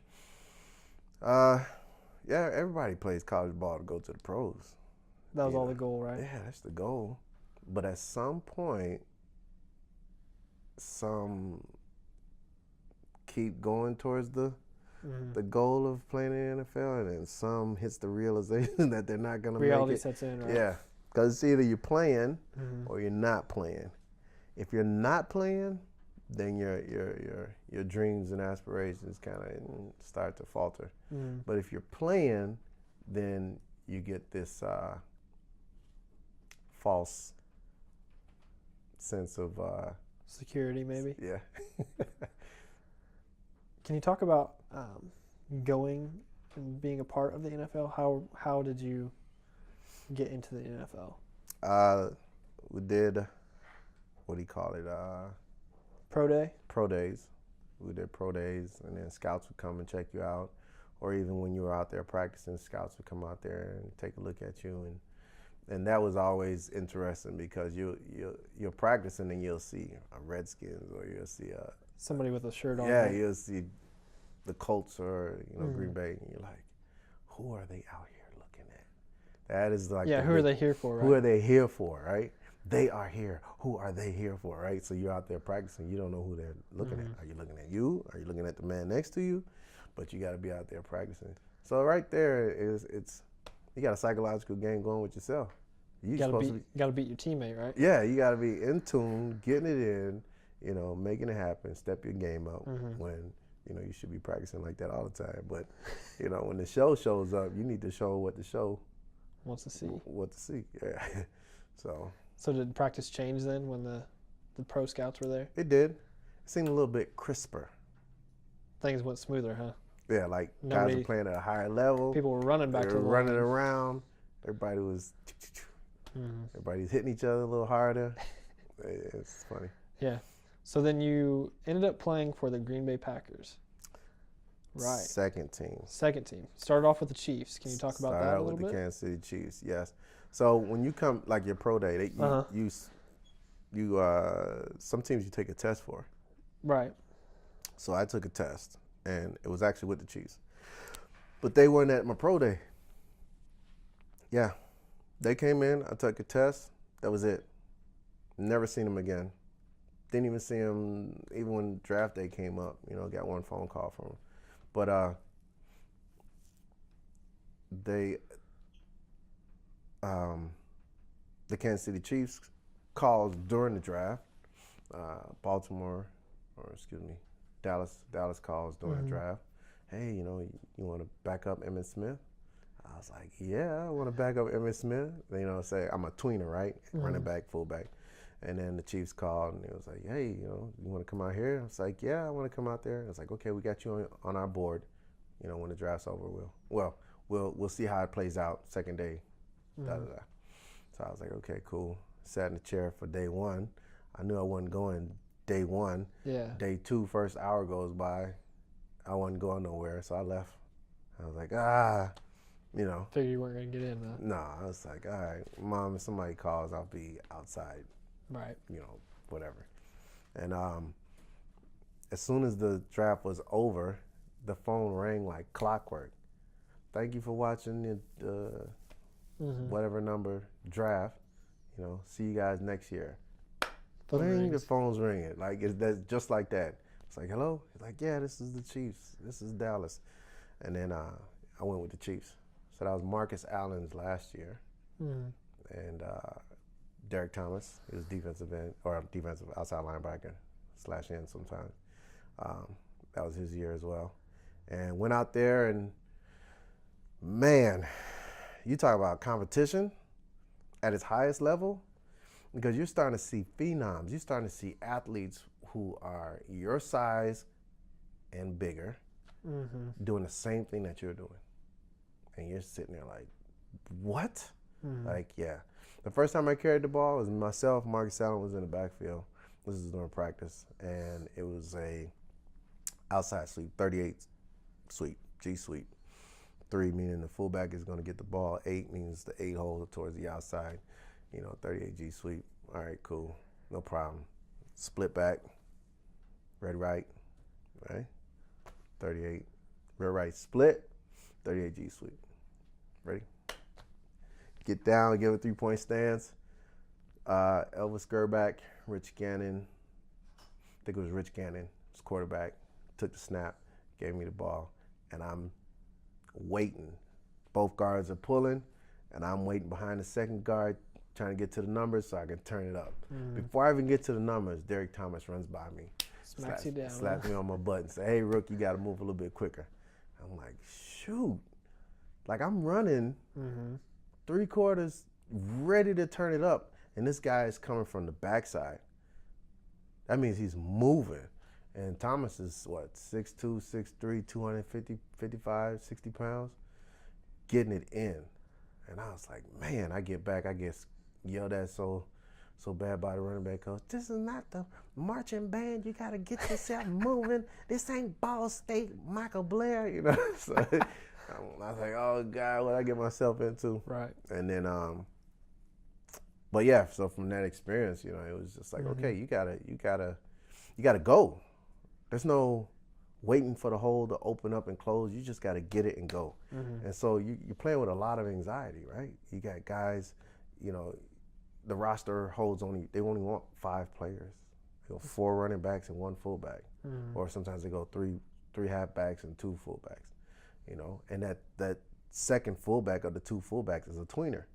That means he can play halfback and he can play fullback, and then it's 1 true fullback. Well, hello, the Chiefs, my rookie year, Marcus Allen, Kimball Anders, Pro Bowler, Tony Richardson, Pro Bowler. That's the 2 fullbacks. Tony Richardson and Kimball Anders. J.J. Smith, second-round pick from Kansas State. Marcus Allen, Hall of Famer. Greg Hill, I think it was Texas A&M, first-round pick this year. June Henley, just drafted, 5th round, going to practice squad. That's there already. And you walked into that. And you're walking into that with 4 other guys that has to make this roster. Right. Hello, you're not making the roster. So then how did you end up with your next team, the Packers? So I got cut, and then I went to NFL Europe. Okay. And NFL Europe now, go to NFL Europe in Atlanta, right? Straight cattle call. There's 400 guys there. Trying to get in. We're all in the hotel. Everybody's getting a physical, you know, anxiety, blood pressure's going up, all that good stuff. And we practice, and I get cut. I'm like, are you serious? Is this what's going on right now? And then 2 weeks later, I get a phone call from Green Bay. Say, hey, what are you doing? Nothing. Come on out here to Green Bay. Okay, no problem. Right. So I go out to Green Bay, and it's like, well, we're going to work you out. We're going to test to see what you can do. Test me in the 40, had me run over some bags, caught a couple of passes. It's like, all right, come to the facility. We're going to sign you practice squad. So I go to the facility, sign the contract, practice squad, and I'm walking back to the hotel. They call me again. I'm like, yeah? It's like, come back to the facility. I was like, what's going on? It's like, we're not going to put you on practice squad. We're going to put you on active roster. I was like, what? Active roster? And it was like, yeah. I got paid twice as much? Yeah. How did it feel to know that you were going to be actually on the team and playing rather than just the practice squad? It felt great. But see, I never looked at it as like, I'm going to be on the field and playing. I was like, I'm playing. Just still playing, right? Yeah. Just another day. Yeah, I'm playing. Like, I'm out here, I'm doing it, you know? And even then, you sign the active roster, there's no guarantee that you're going to that you'll actually be on the field. You're going to make the team. So it's crazy because psychologically that wears on you. You know, here it is. You just signed a contract. Yeah, sign this contract. Welcome to the team, but there's no guarantee that you're gonna make the team. But you can go out there and try.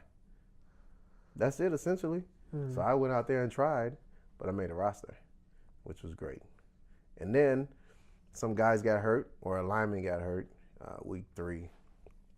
And I got cut on a Monday, day off on a Tuesday. I got cut on a Monday, got called on Monday night. Bengals called. Hey, Blair, what's up? This is Cincinnati Bengals. I can't remember the coach's name. You need to come on out to practice. We want you. Yeah. We just cleaned you off the waivers. Come on out to practice. When's practice? Wednesday. Can you be here? Yeah, I can be there. All right. You gonna drive or we gonna fly you out? No, I'm driving. All right. Get in my car. I drive to Cincinnati. Get there, play 3 weeks. 3rd week comes up, get cut.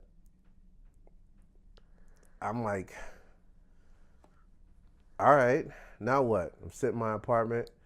I call my agent. I said, I think I just got cut. And he's like, yeah, Jacksonville. I got Jacksonville on the phone right now. Well, you know, it's like a computer, right? Yeah, I got Jacksonville on the phone right now.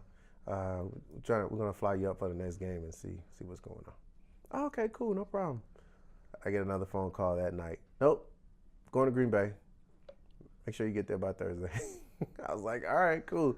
Get there Thursday, practice Friday, on a plane Saturday, playing on Sunday. For Green Bay.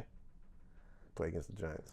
So just to clarify the timeline, it went Chiefs, Yep. Chiefs, cut, Bengals, cut. Then you thought you were going to Jacksonville, and then you ended up in Green Bay and played the first game? Yes. No. Or played the first game that you were with the team, right? Correct. After you got signed for them. Yeah.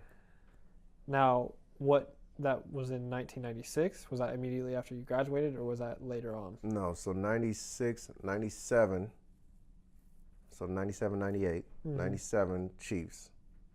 Okay.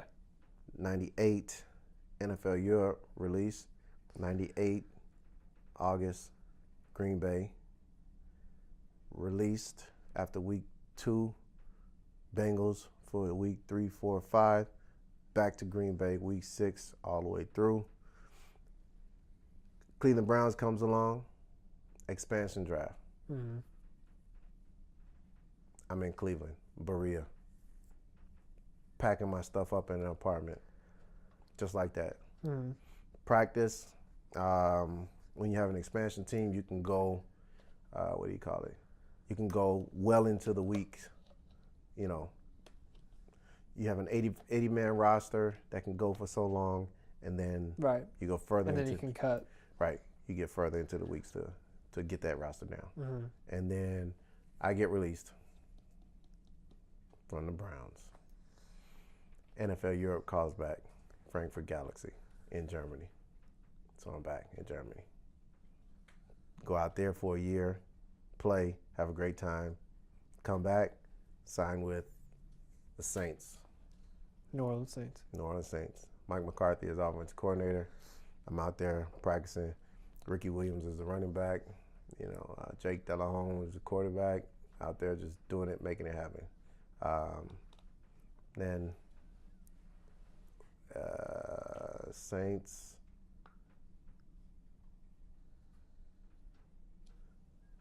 Get released. Mm-hmm. What year was that?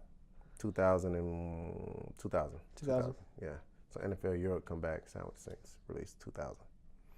Then there's a league that comes up called the XFL. Right. I go. Can you kind of explain what the XFL was in a brief statement? XFL is the Extreme Football League. It's Mm-hmm. WWE. They're, WWE of football. yeah, Vince McMahon. Now, your nickname in the XFL, do you remember what it was? It was Gladiator. Gladiator. Yeah. Why Gladiator? Why Gladiator? Because that's what we are out there. We are performers. Mm-hmm. And you have to be the best. And the strongest of the fittest will survive. And we are all gladiators in some form or fashion. But that's the closest thing that you're going to get to a modern day gladiator. Right. So Go out in the arena, right? go out in the arena and entertain. Mm-hmm. Do I not entertain? Yeah. You know? So, Now, Fox Sports actually, they have a ranking of all the XFL nicknames. really? You're 25th out of 25, man. Nice. Now, how long were you in the XFL, I guess? And 1 year? what ended up becoming of the XFL? They disbanded, didn't they? Yeah, 1 year. Mm-hmm. 1 year. And then you went to arena football? I went to arena. I did. I went to Grand Rapids. Actually, You kind of bounced around teams in the I did. Arena. New called me. North Carolina. Coach New was the coach for Carolina. in the Arena Football League. Yeah. Wow. Yeah. What was it like to have a former teammate and Mike New call you as Uh, a potential coach? It was cool. It was like, what's up? How you doing? Where you been? How's it going? That's what we got. You know, conversation. And then it didn't work out in Carolina. Mm-hmm. And then I went to Grand Rapids. Went to Grand Rapids. Then I went to Atlanta. Then I went back to Carolina. And these are all years, right? So Grand Rapids was... Each one was a year. Yeah. And then I went to Carolina for a year. And then I went to Georgia Force for a year. And then New Orleans got a team. And New was the coach for New Orleans. And I called him up, and I went out there for, Mm-hmm. I think, 6 weeks.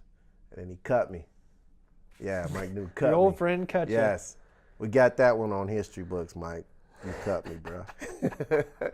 Yeah, and then it was all good. Then I went back to Grand Rapids. Mm-hmm. Then I went to New York, and I finished out my career. Yeah. And when did you end in the Arena Football League? I think it was 2005. 2005. Yeah. And that's when your acting career started, right? That's when it started. We Are Marshall filmed in probably 2005, Yep. came out in 2006. Mm-hmm. Do you remember what year the game came out? Game plan? The game plan? No, so it was... It would have been after We Are Marshall. Yeah, because we left when we were doing We Are Marshall. They asked us, does To do anybody another one? want to do the game plan? Really? Yeah, Wow. they selected a couple of guys, and I was one of those guys selected, and then did the game plan. And then after the game plan was Travel Channel. Travel Channel. Tell me about the Travel Channel. That was the greatest The experience. show was called 5 Ways, right? 5 Takes Latin 5 America. Takes. Yeah, that was the greatest experience. Here's why. What did I go to school for? Journalism. And it was, You got to Yeah. do a journalism gig, I right? was a travel journalist. So you travel to this country, you sit down, you interview people, you talk to them, you talk about what you see, and then you write blogs about it. That is the dream job. That is what I went to school for. That is what I wanted to do. And I got to do it. And I was like, this is it. This is what I'm going to do for the rest of my life. Mm-hmm.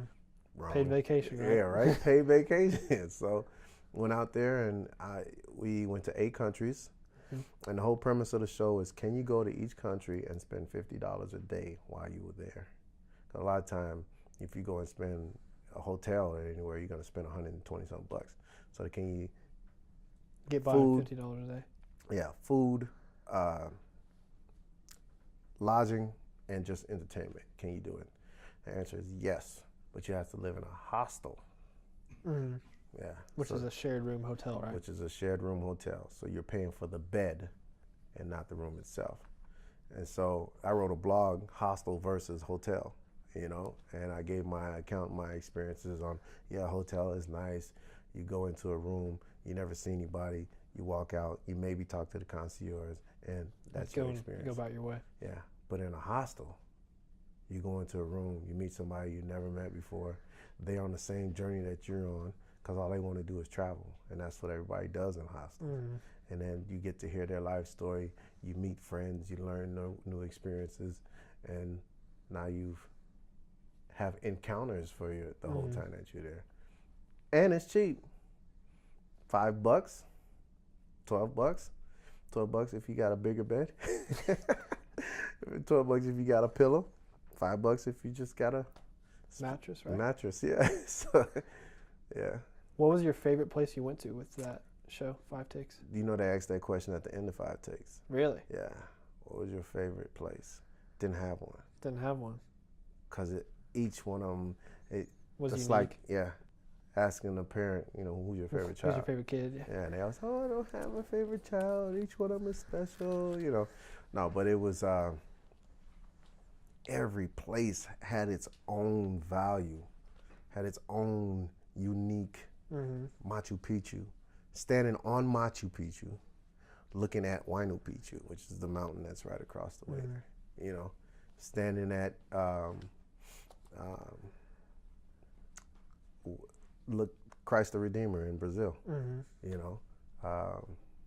Going to Costa Rica, we landed in La Boca, Argentina, learned how to tango there. Then we go to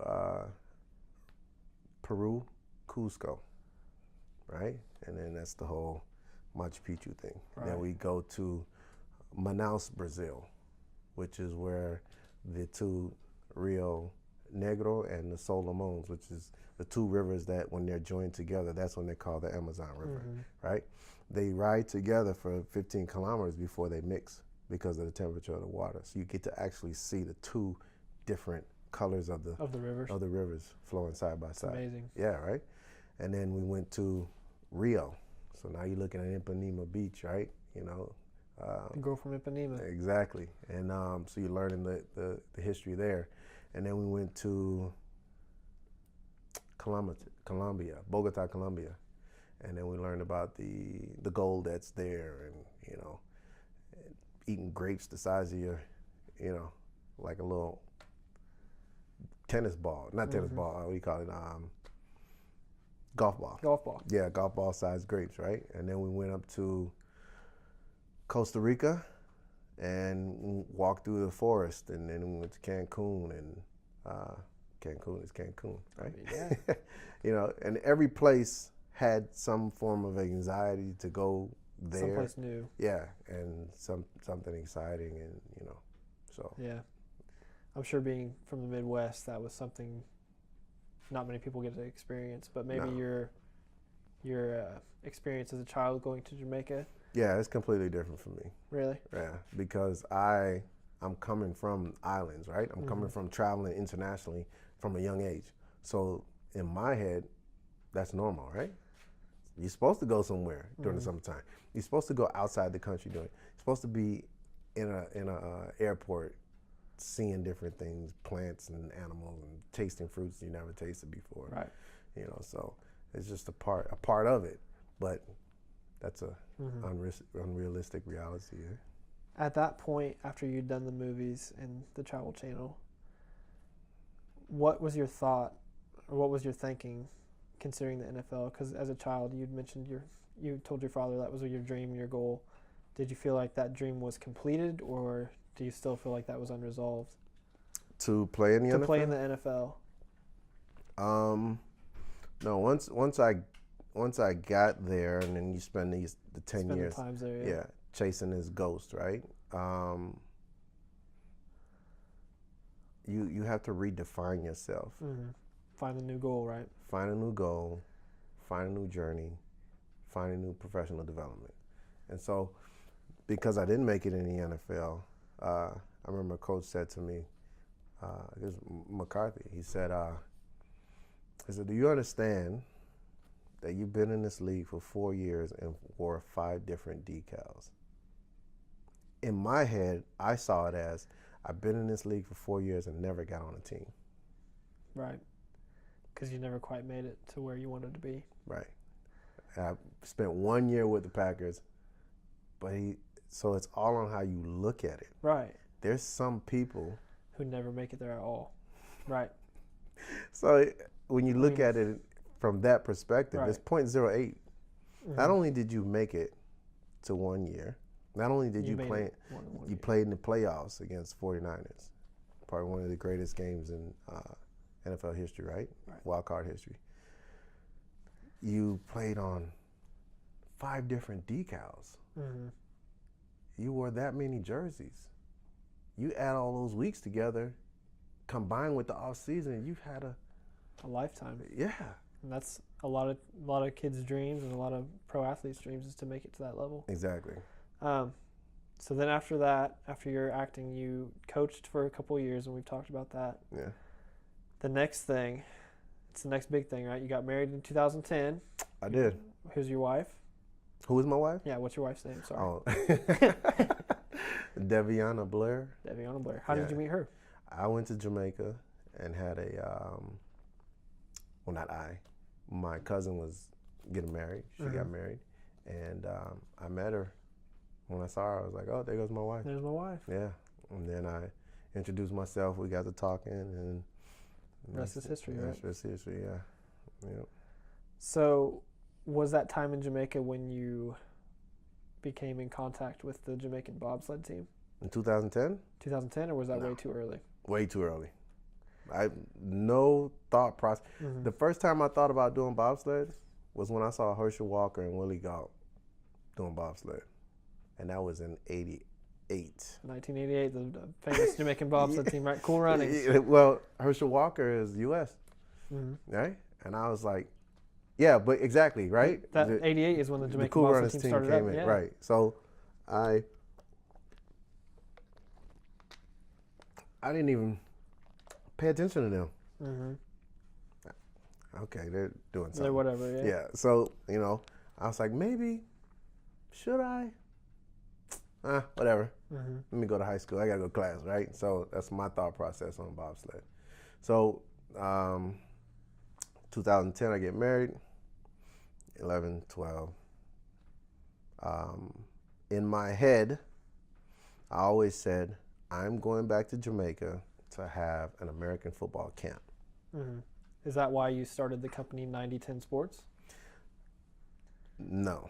I started 9010 Sports, 90% mental, 10% physical.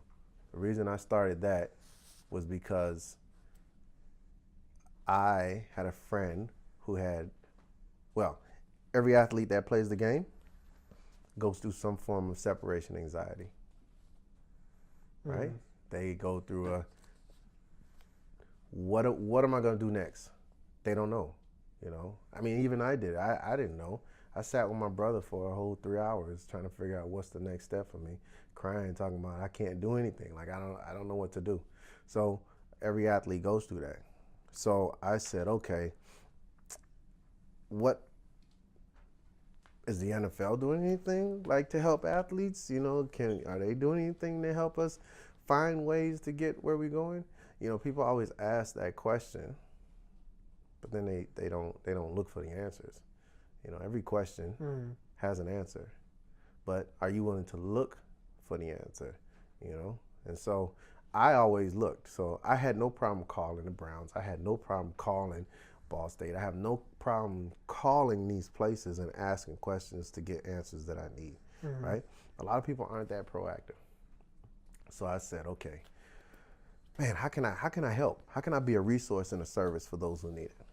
So I started to take my master's in special ed. And that's when I realized that everybody is on the spectrum of special ed. You know, it's truth. Right. That's what it is, right? So I was like, wow. So how do we encode, decode? How do we process information? Who the heck is Bloom's taxonomy? You know, what is this stuff? So when I started to dig deep into it, I was like, there it is. That's what you want to do, right? That's what I want to do. That's how we're going to teach athletes to be elite. We're going to teach them through cognitive learning, not physical. It's 90% mental and it's 10% physical. It is not bigger, stronger, faster. What is it? It's rhythm, harmony, and balance. You have to have rhythm, harmony, and balance before you get to bigger, stronger, faster. Bigger, stronger, faster doesn't even exist without rhythm, harmony, and balance. So I take that and I said, okay, this is what it is. This is the business format. Let's make it happen. Let's run with it. Create the curriculum. Let's make it happen. And now it's all about balance. Every day when you wake up in the morning, you're fighting balance. Right. You and unbalance is having a tussle every time you walk. Look at babies. They're falling all the time because they're having this constant battle. So now, every sport that you play, you fall, yes? Okay. So you call up a gymnastics guy, you teach people how to fall. So that's what we do, 9010 Sports, right? So it's all done through cognition. You have to teach, you have to learn. Mental before physical. Right? Mental before physical. Have to. Well, we're coming to the end of our time together today, unfortunately.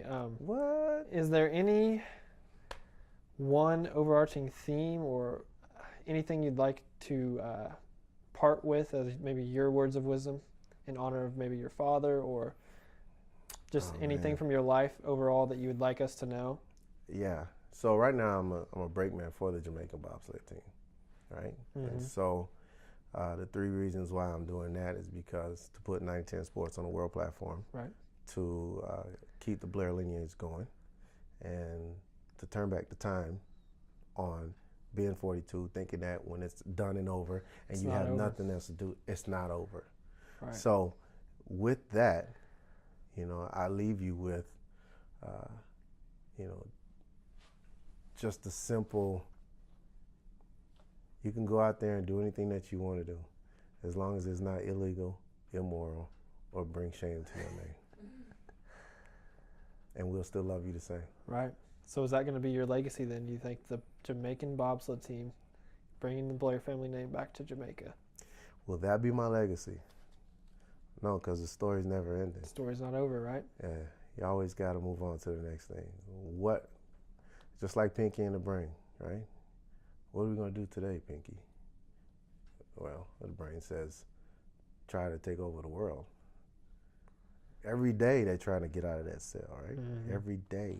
So you have to be proactive every day, trying to be 1% better than what you were yesterday. Right. All right, Michael, well, thank you so much for coming. Your story's been great. Thank you. Again, thanks for participating in the Ball State University African American Alumni Oral History Project. Thank Greatly you for having appreciate me. it. Yeah, absolutely. Thanks a lot.